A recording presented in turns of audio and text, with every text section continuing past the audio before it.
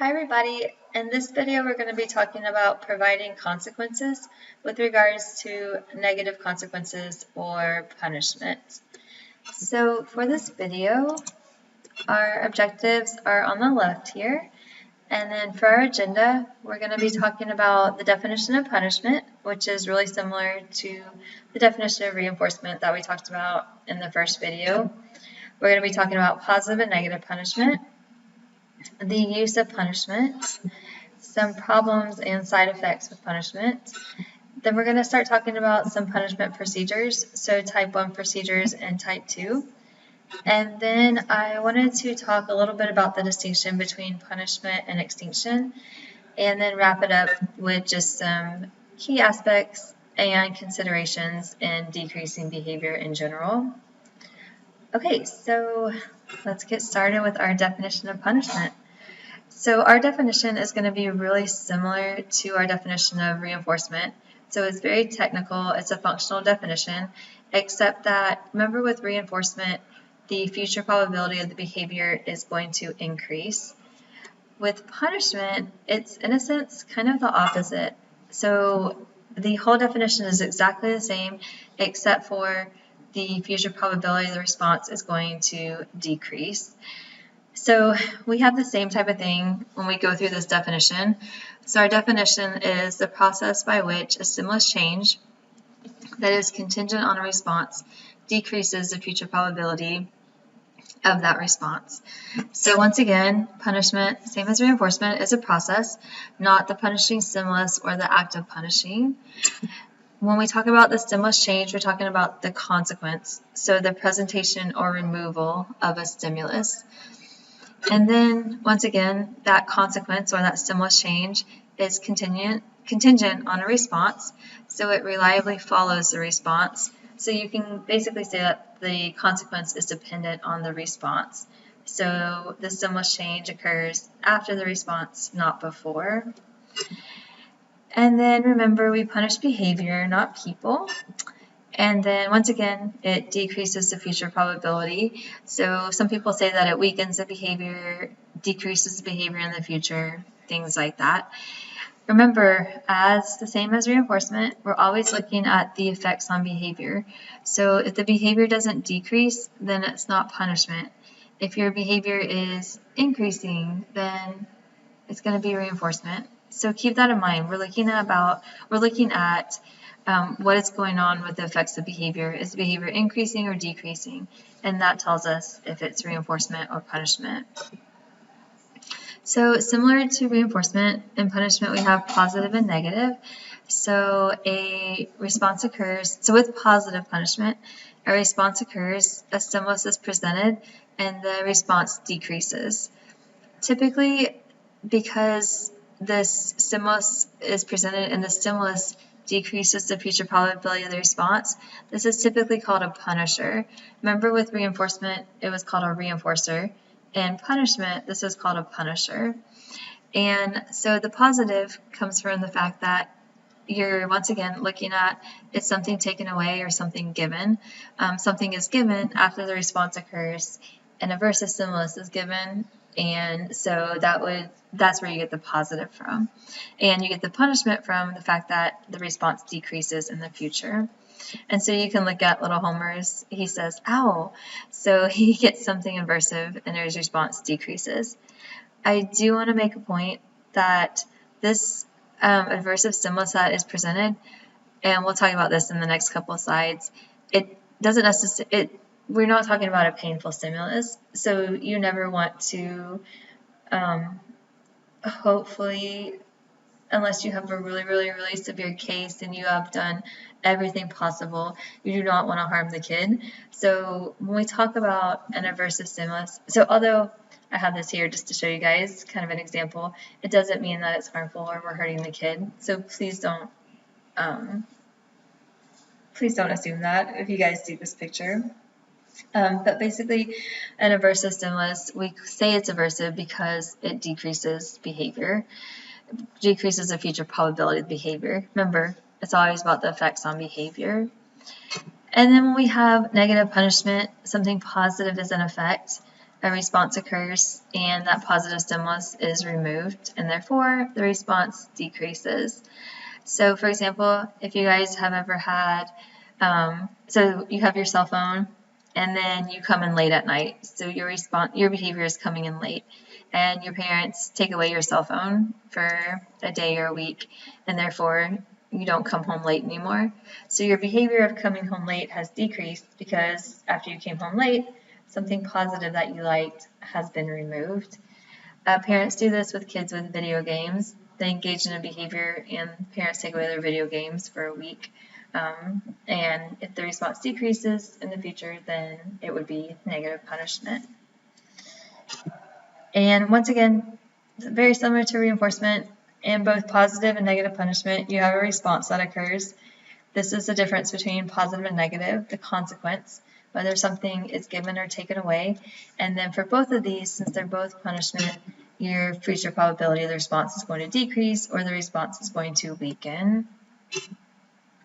Okay, so once again, similar to reinforcement, we're going to identify the behavior, figure out after the behavior occurs was something given or taken away, and then the last step, similar to reinforcement but a little different, you're going to see if the behavior decreased. So let's look at some examples. Okay, so first one, when James runs in the hall, his teacher gives him a detention. In the future, James doesn't run in the hall.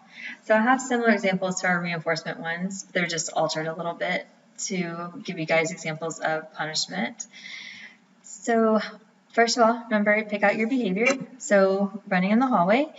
And after that, you're going to look at what happens. Is something given or taken away? And the teacher gives him detention. So that's the positive part. And then we're going to look at our future probability of the behavior. And the behavior, James doesn't run in the hall anymore, so the behavior is decreasing. So this would be an example of positive from right here and punishment from right here. All right, second, when the teacher sees her students off task, she takes away the tokens they have earned towards a pizza party. In the future, the students are off task less often. So we see our behavior is being off task. And after the behavior occurs, the teacher takes away the tokens they've earned. So you're going to look at was something given or taken away. And something was taken away or removed, the tokens were. So this would be negative right here. And then we're going to look at, okay, what's going to happen to the behavior? Is it going to decrease or not? And we see that the students are off task less often. And sorry, that's meant to be green, but I just didn't happen apparently. So this would be an example of negative punishment.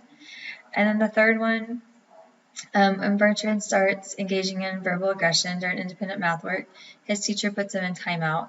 In the future, he engages in verbal aggression more often. So let's look at our behavior, which is verbal aggression.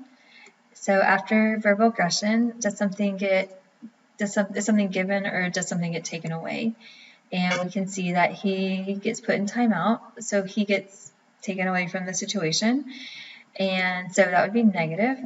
And in the future, so now we're going to look at, is our behavior decreasing? And we see that he actually engages in verbal aggression more often.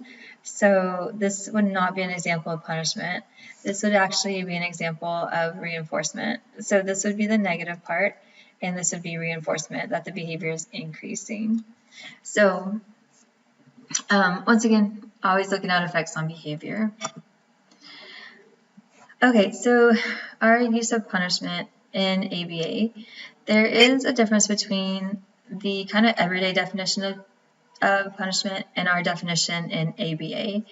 So if you say punishment just in the general public to parents, they automatically think that you are harming the kid. Punishment in general, in just the everyday world, has a really negative connotation. And behavior analysis is typically not that way. So when we talk about punishment, like I said, it's a technical definition. It's a very functional definition. We're talking about a procedure in which we decrease behavior. And that's it. We're not harming the kid, nothing like that. We're just engaging in a procedure that is going to decrease a behavior. And we actually, with regards to our technical definition of punishment, we're actually just in everyday life exposed to punishment contingencies all the time. That's how we learn what behaviors to not engage in. I don't know, tell a joke and somebody doesn't laugh, or they kind of look at you weird and you don't tell that joke again. That was a punishment contingency. That was a positive punishment. You stick your hand on a burning stove and you get burned, and so you don't stick your hand on that stove anymore. That's a punishment contingency. So we actually, if you look at our technical functional definition, we are exposed to punishment contingencies all the time. And but it is, like I said, very different than the lay definition. When you say punishment just nonchalantly out in the community, then they automatically think that you are causing physical harm or mental harm to the person. So keep that in mind. Also, our definition of aversive doesn't equal painful. So remember that, our definition of aversive and also pleasant, it's all about the effects on behavior. So if you have an aversive stimulus, that just means that that stimulus is going to decrease behavior. It doesn't mean that it's actually painful or is hurting the person. And just like I mentioned with this lay definition and technical definition, punishment is commonly used. It's a result of our interactions with the natural environment. So we're exposed to punishment contingencies all the time, at least, our technical functional definition of punishment. But if you're going to actually program it deliberately into treatment, then it's a little different, and you want to make sure that everybody's on board with it, that you have tried all of your reinforcement techniques, and punishment is your very last resort. And if you're going to use punishment, you need to make sure that you have informed consent, your parents understand what they're doing, or the parents are involved, they know that you're using punishment and things like that, especially if you're in more of like a clinical setting. So just some things to keep in mind about punishment. And Skinner has this quote, and it says, "A person who has been punished is not thereby simply less inclined to behave in a given way. At best, he learns how to avoid punishment." So Skinner was a huge advocate for reinforcement. So you should always use reinforcement. You should always try your reinforcement techniques, and punishment should be a last resort. And so he had this viewpoint because there are a lot of side effects to punishment, or a lot of problems with punishment. A lot of times when you engage in a punishment procedure, you get some emotional reactions out of your students and your kids. You kind of get some aggression, either physical or verbal. And so those are side effects that, you really don't want to do that to the kids. And the bigger the punishment, the bigger emotional reaction, the more intense the aggression is, and things like that. You also get some escape and avoidance. So if you have a person that is continually using punishment with a kid, the kid is going to actually avoid that person. It's going to kind of damage any positive relationship you have between you and that student. I don't know if you guys ever thought back to when you guys were in school and you had a teacher just that always reprimanded you or always got on to you, always using those kind of punishment techniques with you, and you see that teacher all the way down the hallway and you just think, what do you do? I know I used to turn around and go the other way. So you're going to avoid that person. And you as teachers, you really don't want that type of relationship with your students. So they learn to kind of escape and avoid you as opposed to go up to you and interact with you. It also can, although you're using punishment to decrease the child's behavior, it can be a negative reinforcement contingency for you. So punishment can be, if it is used correctly, it can be really, really effective. But a lot of times it stops the behavior. Since it is so effective, it stops behavior in that moment, but maybe not really long term unless you really do it properly. So once again, you really don't want to use punishment unless you have somebody that you're consulting with that really knows how to use punishment because of these side effects, and because if you just do it every once in a while and you don't do it consistently, it's going to decrease behavior in the moment because it's effective like that, but it's not going to do it long term. And if it decreases the behavior really effectively in the moment, then this aversive stimulus, this aversive behavior has stopped because of something that you've done.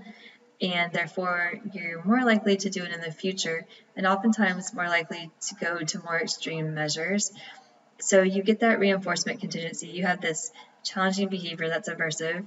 You administer a punishment, a reprimand, or whatever it is, and the challenging behavior stops because, except punishment in that moment is typically really, really effective. So negative reinforcement contingency for you, which means that you're more likely to do that punishment procedure in the future and do it more intensely. So you kind of get this potential for abuse. It's kind of a slippery slope downhill when you start to use punishment. Because once again, it is so effective in that moment. But if you don't do it consistently and you don't do it properly, then it's not going to be effective long term, and you're going to get those escape and avoidance behaviors and things like that. Also, kids engage in lots of observational learning, and if you guys taken psych classes in the past, they talk about Bandura's Bobo doll studies, where kids actually came in, and this is a very simplistic view of it, so there was more to the study, but I'm just going to talk about two conditions. So they had one condition where kids came in individually, and they watched a video of a lady interacting with a Bobo doll. It's kind of this blow-up doll with a clown face on it. And the lady was acting really nicely to the doll. They were playing together and things like that. And then after watching that video, the kids got to actually interact with the doll. And then they had another condition where the kids, same thing happened, except for the kids watched a video where the lady was really physically and verbally aggressive with the doll. So she was kicking him, hitting him, things like that. And then they got a chance to go in and interact with the doll. And what Bandura found was whatever video the kids had observed, those are the behaviors that they engaged in when they actually went in to interact with the doll. So in the first condition, if the kids saw the lady interacting positively with the doll, they would go in and interact positively and model and imitate those behaviors that they saw the model or the lady doing. Whereas the condition where the kids saw the lady being really physically aggressive and verbally aggressive to the doll, they went in and engaged in those same behaviors to the doll.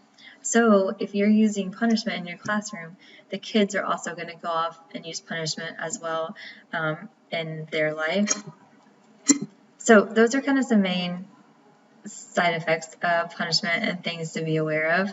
And also you kind of get some, if it's not used properly and if it's not used consistently, because I think I just want to make sure this point is clear. Punishment is very effective, and if you use it in the moment, it's very effective. It'll stop the behavior. But if you don't do it right and you don't do it consistently and don't use punishment how it's supposed to be used, then kids will learn to that behavior will only decrease in a specific context, and you don't want that. Okay, so your book classifies some different strategies of punishment or different procedures, and they classify them in type 2 and type 1. So basically type 2 are going to be your negative punishment contingencies, and type 1 has some negative, but mostly positive punishment procedures. And you see least to here, this is the least kind of intrusive, and this is the most intrusive or the most severe. And so if you decide, if you've done your punishment procedures and you've gone through all of your options and you decide you want to do a punishment, then you really want to start with, if at all possible, these ones up here: correction, extinction. If you need something more intense, response, cost, and timeout. And your last resorts should be these type 1 punishments, or they should only be used with those really, really, really severe behaviors, which are just harmful, very, very harmful to the person, or could cause really serious harm to peers and the teacher and things like that. Okay, so let's talk about correction. So with correction,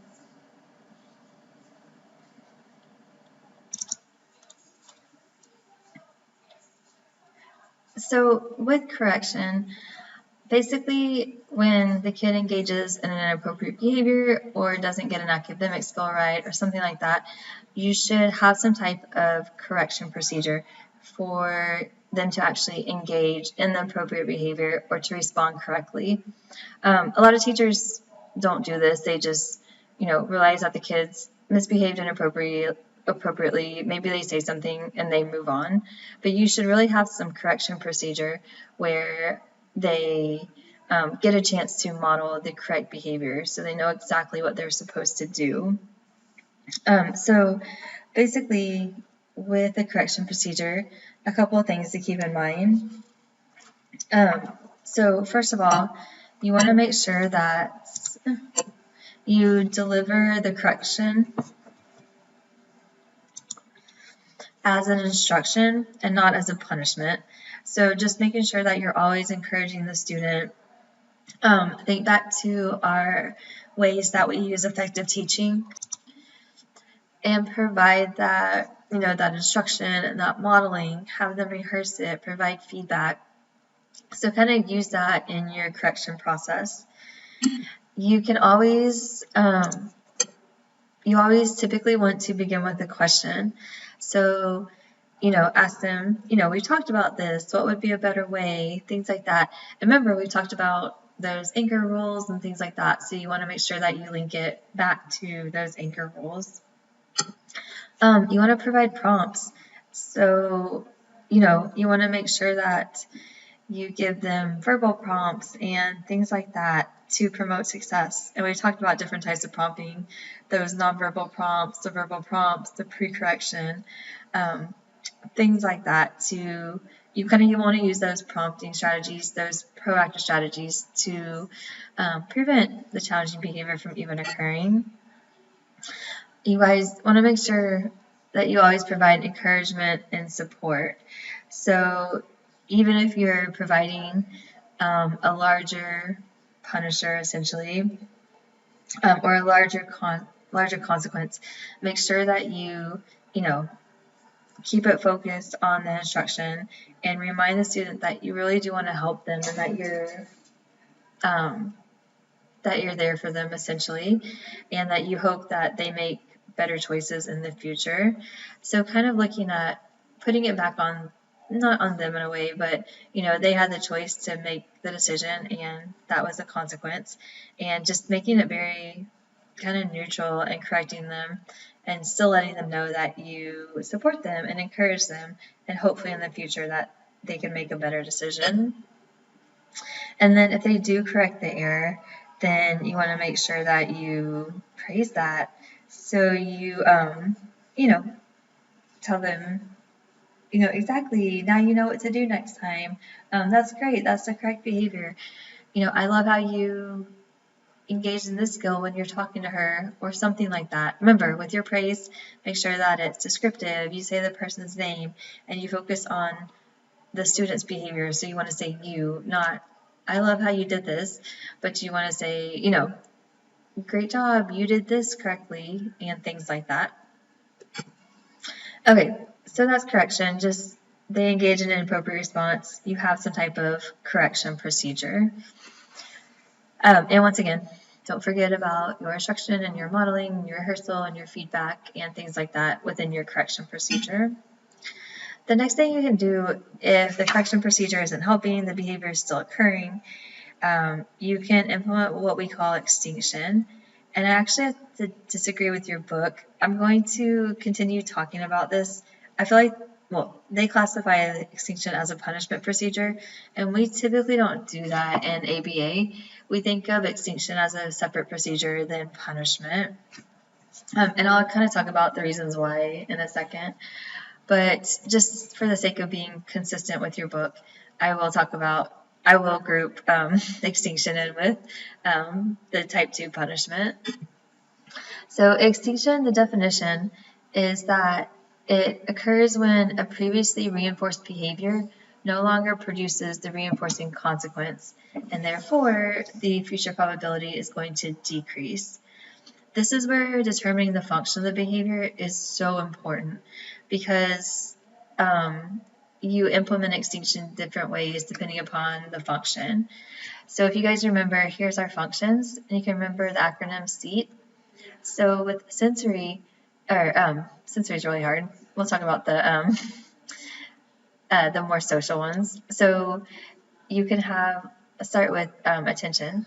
Attention is access to preferred people or interactions. Well, extinction, you have a response that's been previously reinforced. So say the function is attention. So now you're going to have that response, and it's no longer going to produce attention. So implementing extinction with regards to the attention function means you're going to ignore the behavior. If you have an escape function, that means that the kid engages in the behavior and they get out of an activity or experience or an interaction. With extinction, with regards to escape, you are not going to provide that reinforcing consequence of letting them escape. So they're going to have to follow through with the activity or the demand or whatever it is that you placed on them. So you can see that the process for extinction with escape is very different than attention. And a lot of people like to think that extinction is exactly the same as ignoring. Extinction can be ignoring if the function of the behavior that you're looking at is attention. So keep that in mind. Extinction is sometimes ignoring if you're using it with the attention function. But if you're using it with escape, it means that you're not letting them out of the demand. You're not giving them that reinforcing consequence to escape. They're having to complete the activity or whatever it is that you want them to do. Tangible as well. They want access to preferred items, so they engage in the behavior to get that preferred item. Well, extinction in that case would be not letting them have the preferred item until they did a task or whatever it is. So they engage in the behavior and they're not going to get the preferred item. I really like this study. If you guys have been in my classes before, you've probably seen this, but this is what's called an AVAB design or a reversal design. So basically this first phase is what we call baseline. So you are observing the learner and you're seeing the behavior when it's occurring in the natural environment. And this little kid, he was an 8-year-old boy, and he was engaging in digit rehearsal behavior. And so I think automatically people kind of think dyslexia and things like that. But you can see that this is on the y-axis, the number of digit reversals. And he was reversing his digits a lot, probably on average about 20 times, maybe a little less. And you can see there's kind of this upward trend. So it was essentially kind of getting worse. So they placed the behavior under extinction. So they figured out, and they actually tested him for dyslexia and things like that. And he didn't come back that he had it. And so it was essentially a behavioral problem. So they did function-based assessment and things like that, and they found that it was reinforced by teacher attention. So they put the behavior under extinction. So the teacher ignored the kid when he reversed his digits. And you can see that digit reversal goes significantly down, almost to zero, basically zero levels. So they go back to baseline, and now the teacher is giving attention for the digit rehearsal, and you see the behavior increase, and then they implement the intervention again with extinction, and you see the behavior decrease. So that's an example of, especially when a behavior is maintained by attention, you would ignore and implement extinction. But once again, if the behavior was maintained by escape or anything like that, then implementing extinction would mean that you would not let the child escape. Okay, there are some side effects to extinction. So, or some, I guess, things that occur when you implement extinction. So I do have a purpose for having Brad Pitt on my screen. Well, I'm not sure if it's a great purpose, but you have Brad Pitt, for example, or you can think of it as a situation that you've maybe been in. But Brad Pitt goes up to a Coke machine. Maybe Brad Pitt is attending U of H, and right before class, he goes up to the Coke machine outside the classroom. He puts his dollar in, he presses a button, and he gets a Coke. This happens all the time. Every time he goes to class, he goes over there, puts his money in, pushes a button, gets a Coke. So one day he comes to class and he puts his money in, pushes a button, and he does not get a Coke. And I'm pretty sure this has happened to you guys either in the Coke machine or the vending machine. So think about, how does that make you feel and what do you do? A lot of times when people don't get their Coke or don't get their snack when they put their money in and they press the button, you see a lot of different behaviors. You see them press the button over and over and over again. You see them maybe kick the vending machine or shake it. And so you kind of see some aggression in there before they eventually realize they're not going to get their Coke or their candy and they move on. So that is what we call an extinction burst.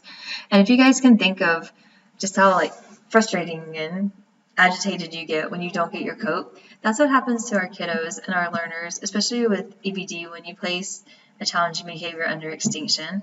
They're used to engaging in the behavior and getting out of the classroom or getting teacher attention, whatever the function is.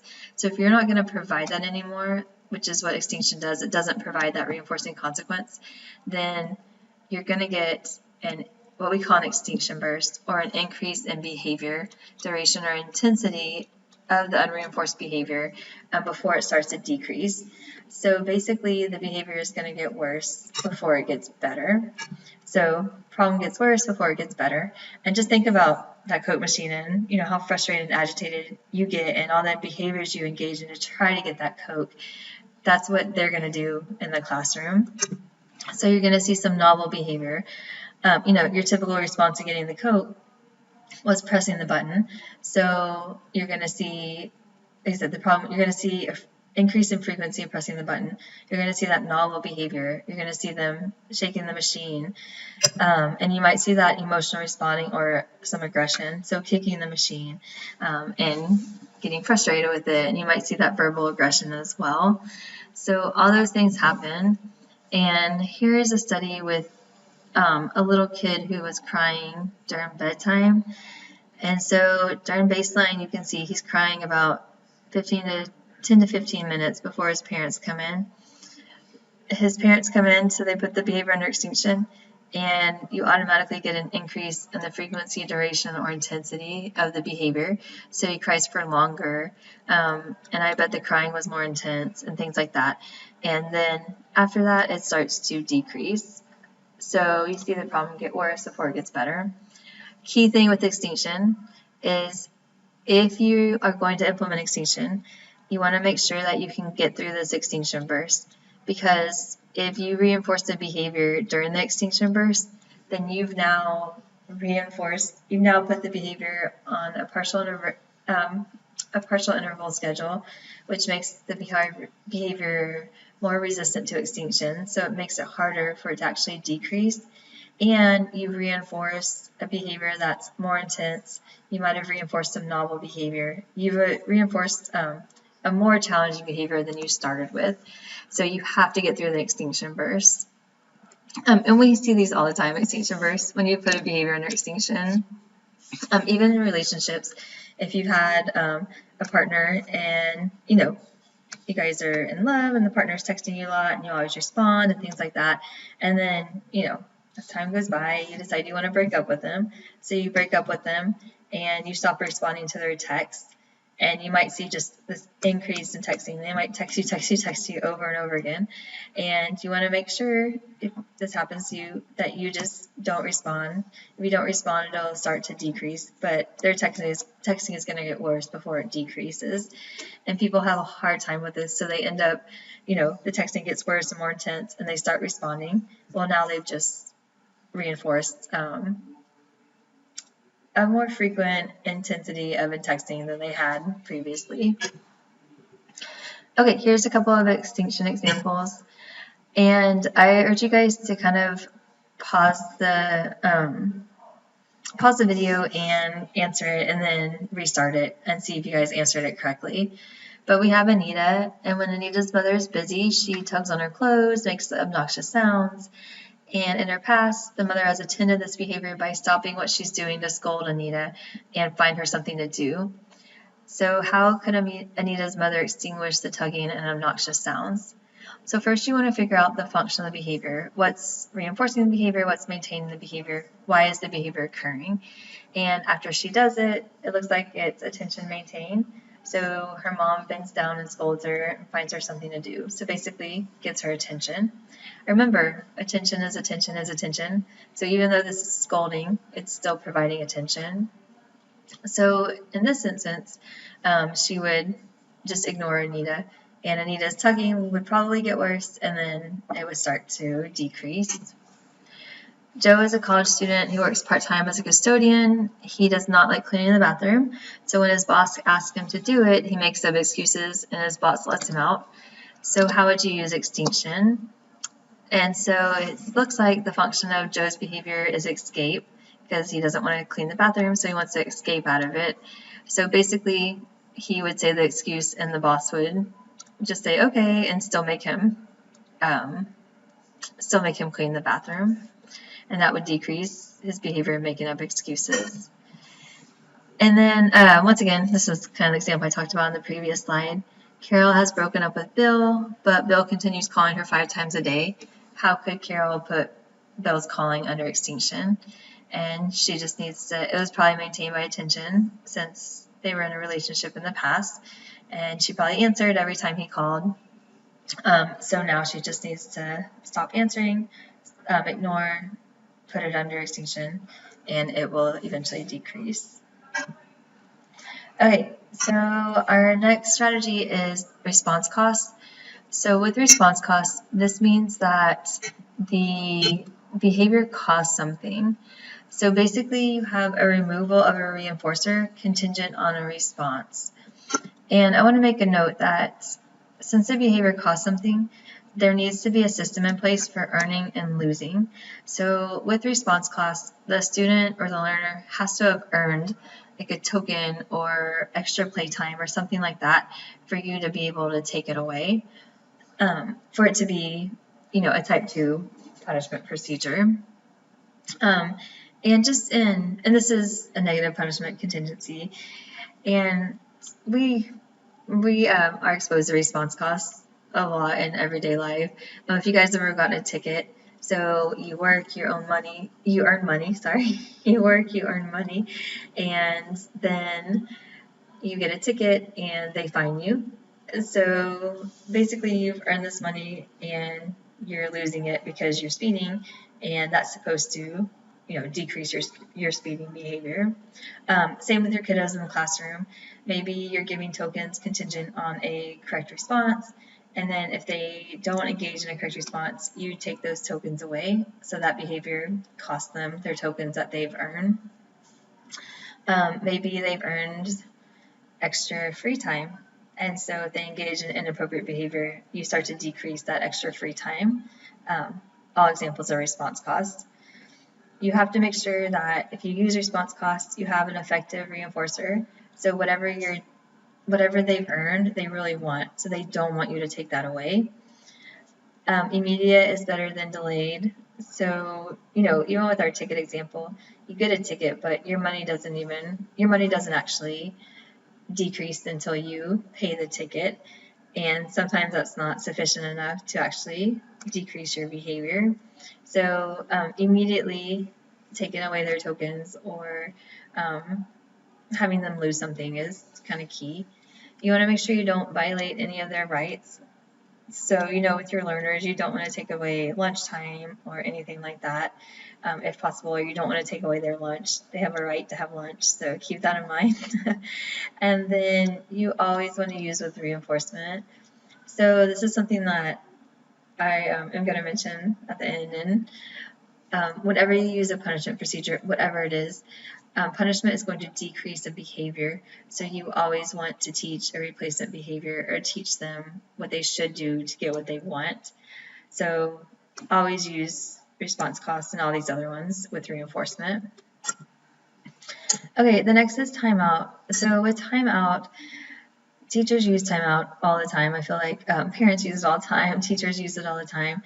Basically, the definition that we typically use in ABA is removal from a reinforcing environment.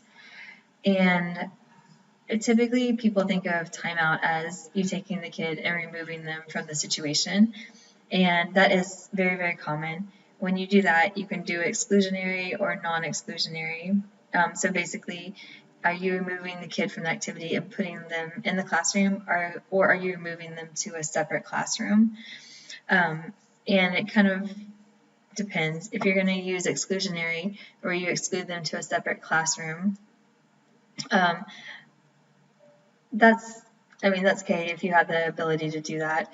Non-exclusionary is typically better, so where you put them in the same room, just away from the activity.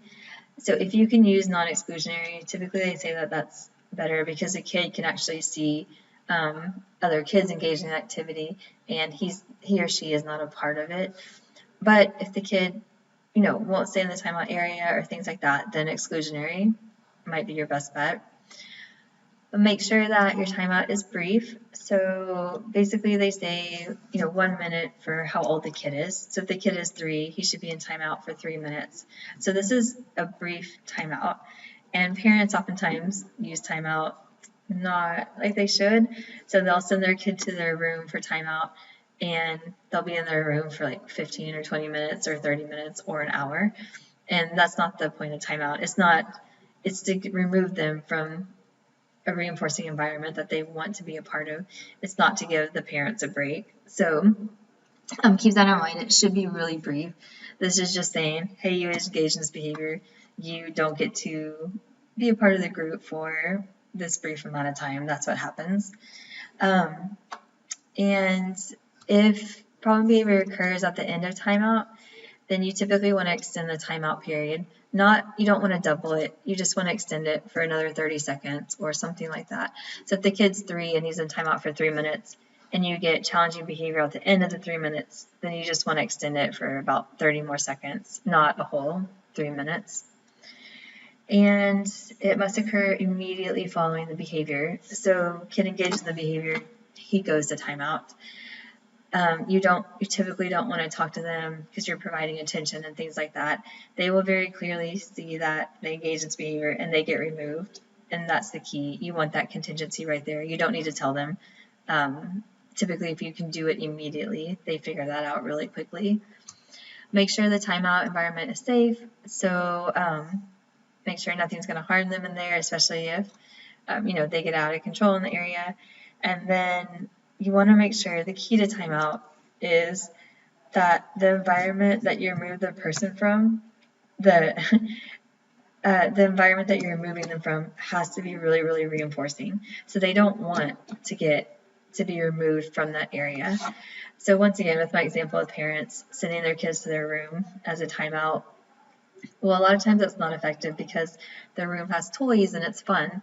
So, they're getting put in timeout in their room for not eating their vegetables, but they'd rather be in their room. It's fun. They get to play with toys and they don't have to eat their vegetables. So keep that in mind. The place that you remove them to has to be less reinforcing than the place that they came from. They want to be back in that place. And once again, your book, which I think does a really good job of talking about, it doesn't have to be, it is, your definition is removing from a reinforcing environment. So if a teacher is, if the reinforcing environment is maybe teacher attention, then the teacher could basically ignore the kid for 3 minutes, where no matter what the kid did, that kid is basically in timeout from teacher attention for 3 minutes or whatever it is. And so the kid can engage in appropriate or inappropriate behavior, and the teacher is not going to be paying attention to that kid. So keep that in mind. There are some variations on timeout that don't necessarily mean taking the kid and putting them in a special place in the room or putting them in a different room and things like that. A couple of things to be aware of with timeout. You want to make sure that it's practical. So, will the kid go to timeout? If you're going to get challenging behavior when you tell them to go to timeout, can you really deal with that? Is that practical? You want to use together with reinforcement as well. So after the timeout period, when the kid comes back, if he engages in appropriate behavior, reinforce it. You want to avoid any interaction during timeout, so you're not going to provide any type of attention or instruction or anything while the kid is actually in timeout. And then remember your functions. So with timeout, you don't want to use this for escape maintain behavior or behavior maintained by sensory stimulation. And that's because if you use it for escape maintained behavior, you're actually allowing them to escape from the situation. So you're actually reinforcing the behavior. So this is when you really want to look at the effects on behavior. So if you send a kid to timeout and the kid's repeatedly engaging in the challenging behavior, it's very possible that the function of that behavior is escape, and you're actually reinforcing the behavior with timeout because you're allowing them to escape. And sensory stimulation, if the function is sensory, then they are going to engage in the behavior no matter what. So it's not a social consequence. So you can put them in timeout, they're still going to engage in the behavior. So it's really not effective for that function either. Okay, so if we look at this situation, I want you guys to kind of read it and pause it and tell me how you would implement timeout, response cost, and extinction. So we got Joey, and he plays with various toys and crafts at a table with other preschool children. The teacher and teacher's aide play with the children, help them, and provide attention from adults and attention from other children. In the classroom, Joey engages in disruptive behavior, which is reinforced by the teacher's attention. She explains to Joey why his behavior is not good, hugs him, and tells him to play nicely. This happens every time Joey engages in a disruptive behavior. So with timeout, what you would do is he engages in the disruptive behavior. Automatically, you take him, and I would probably do non-exclusionary if he can do it, and you put him in an area of the room where it's just him in that area. So he can still see the teacher playing with the toys and things like that, but he's in timeout. So you're removing him from that situation, but still in the same room. With response costs, maybe you have a system where he has earned tokens for appropriate behavior. A response cost, when he engages in the disruptive behavior, you take away one of those tokens. And then extinction, he's going to engage in the disruptive behavior, and the teacher and the teacher's aide is just going to ignore it. And when he engages in the correct behavior, you want to make sure that you reinforce that.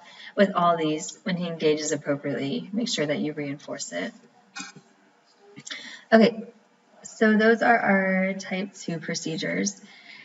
If you've gone through all of those and the behavior is still occurring and it's still really severe, then you would look at a type 1. But once again, go through all of your reinforcement procedures, go through all of your type 2 punishment, and you very rarely want to use type 1, very, very, very last resort.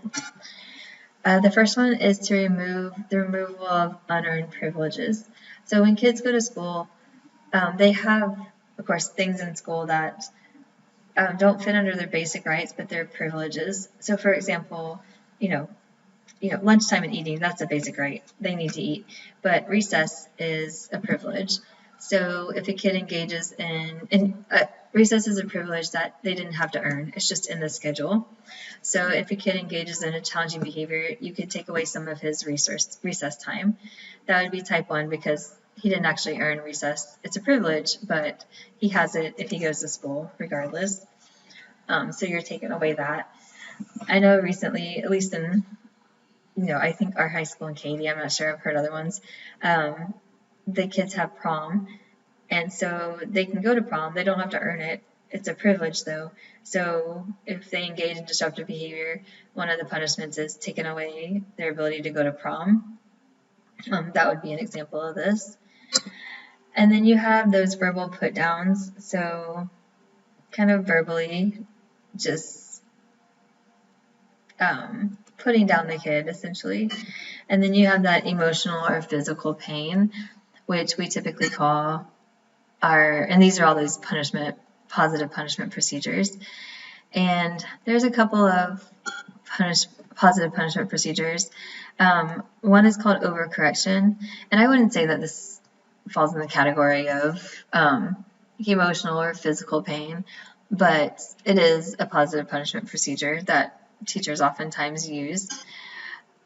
You can do positive practice. So spelling, so if they misspell a word, they have to spell it correctly, and then they have to spell it correctly 10 more times. There's restitution. So if kids write on a wall or knock over a desk, they have to clean up the wall and then clean up all the walls in the classroom. So they're overcorrecting their behavior. If they knock over a desk, they have to put up the desk and also clean all the other desks in the classroom. If they put gum underneath the desk, they have to take the gum off of the desk they put it underneath and then clean up the gum from all the other desks in the classroom. So not only do they correct their behavior, they overcorrect it. And then, of course, you have those aversive stimulation techniques. So these are just some of them, especially that they've used in the clinical setting. But ice cubes, mild shock, water spray, noise, things like that. And then a common one in the school districts are reprimands. And there is a correct way to do reprimands, making sure that you have eye contact. It doesn't need to be loud. You don't need to announce it to the whole class. You can come over to that student, say it quietly so that they know it, but it is a positive punishment procedure that's aversive. Okay, I wanted to have a little discussion about punishment versus extinction. And so, like I said, I typically separate these. I don't classify extinction as a punishment procedure, but your book did. But I do want to kind of talk about the difference between the two. So usually with punishment, something gets taken or removed, whereas extinction, you're just not providing that reinforcing consequence. So punishment, something extra gets added, I don't think adds, or something that they already like gets removed, whereas extinction, you're not providing that reinforcing consequence. So we have 7-year-old Sue. She's picked up some new words from older kids in the neighborhood, such as the S word and the F word.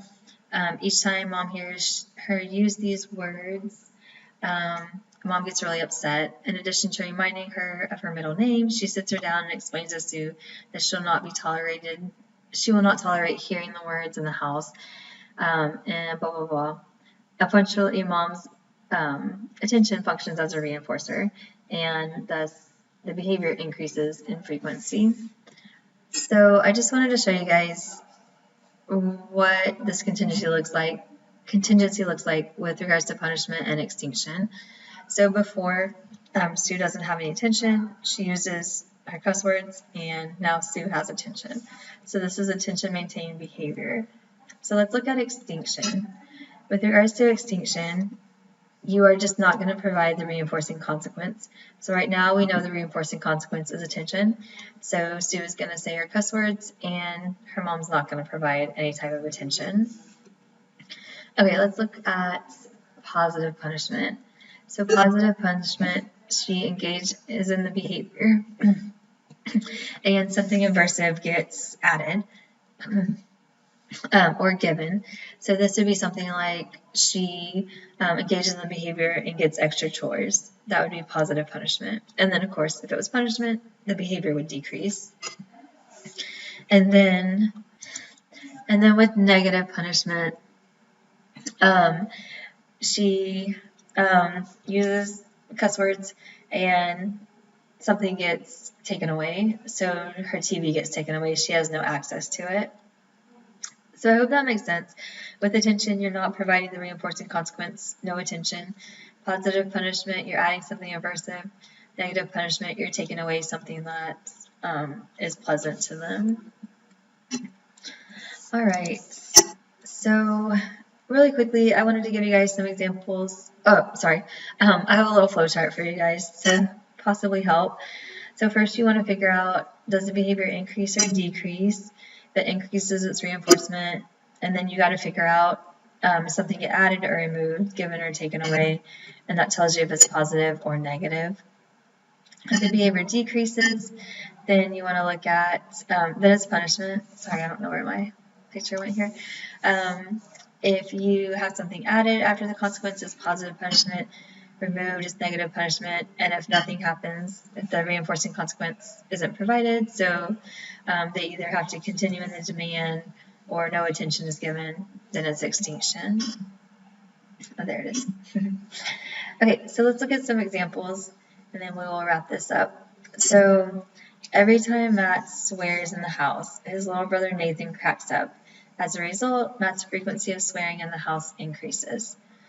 Okay, so our behavior, let's pick that out, is Matt swearing in the house.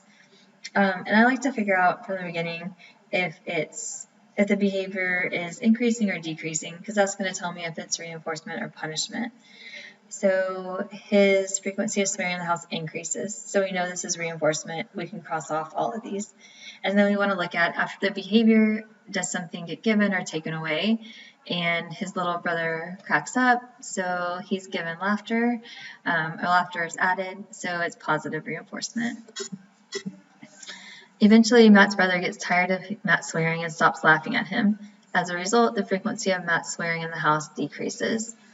So we have swearing again, and this time it's decreasing. So this time we got to figure out, is this punishment or extinction? And we see after the behavior occurs, nothing happens. The brother's not laughing at him, nothing like that. So this is actually extinction. If it would be positive punishment, something aversive would have been added. So maybe he would have gotten chores or something like that. Negative punishment, maybe his mom would have taken a video game away from him or something like that. Okay, every time Matt swears in the house, his mother makes him take $1 out of his allowance and put it in the swear jar. As a result, his frequency of swearing decreases. So once again, we have swearing, it's decreasing, so we know it's punishment or extinction. And after he swears, something gets removed, so that would be our negative punishment. At parties, Kevin used to make jokes about his wife's cooking and got lots of laughs from his friends. At first, his wife smiled, but eventually she got upset, and whenever Kevin made a joke about her cooking, she gave him an icy stare. As a result, Kevin stopped making jokes about his wife's cooking. So making jokes is our behavior, and so it's decreasing because he stopped making jokes, so we know that it's punishment, or we know that it's either punishment or extinction. And after he makes a joke, something gets given. She gives him an icy stare. So that would be our positive punishment. And then last example, when Alma was in the daycare program, she sometimes hit other kids if they played with her toys. Alma's teacher made her quit playing and sit in a chair in another room for 2 minutes each time she hit someone. As a result, she stopped hitting the other children. So our behavior is hitting. It's decreasing because she stopped hitting them. So we know it's punishment or extinction. And after she hit, she got removed and put in another room for 2 minutes. So something got taken away. She got taken away from the reinforcing environment. So that would be our negative punishment. Okay, last slide. These are just some considerations for decreasing behavior. Every time you decrease a behavior, whether you're using extinction or punishment, you're not teaching an appropriate behavior within that procedure. So if you're going to decrease a behavior, you need to actually teach a replacement behavior, and you need to reinforce that replacement behavior because that gives the kid a way to get what he wants just in a more appropriate way. So you can decrease behavior, but determine a replacement behavior so that they can engage appropriately and get what they want. Make sure that if you do any type of correction, it's delivered in a neutral tone. Don't get frustrated, aggravated, anything like that with the kid. It just decreases that relationship that you have with the kid because they know that you're aggravated with them and things like that. Make sure that you provide prompts and provide that encouragement and support as well. So, prompt them, use those proactive strategies. If you can prompt them and prevent the challenging behavior from occurring, that's awesome. You don't need to engage in your punishment procedure, your extinction procedure. You don't need to react to the behavior because the behavior didn't occur. So that's awesome. And remember to provide encouragement, support, reinforce it when they engage in appropriate ways and things like that. And once again, punishment should be your last resort. So go through all your reinforcement techniques and use punishment as your last resort. Alright guys, so in this video we talked about definition of punishment, positive and negative punishment, the use of punishment, some problems and side effects of punishment, the type 1 and type 2 procedures. I did differentiate between punishment and extinction, and then some considerations in decreasing behavior. So that is it for this video. Please let me know if you guys have any questions as you're going through it, and thank you guys for listening.